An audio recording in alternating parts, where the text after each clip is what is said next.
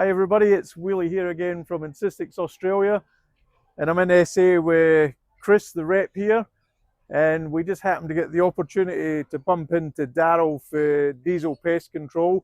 Just a quick meet with him before he shoots off to his next job. How you doing, Daryl? Yeah, good.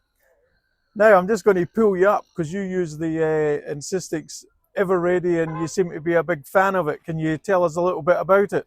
Yeah, I bought it on probably a couple of years ago now, and I look after quite a few sheep stations up in the outback, and I'm having really good results. Every visit up there 6 months, I seem to be knocking out Mizuta nest and working really well on that species. Yeah. And other species I sort of encounter with heteros in Wyalla. All right, okay. Yeah, I'm at Hawker today using this new baiting system from Ensystex, and I've had another hit here. I'll just quickly show. They're all running around on top there.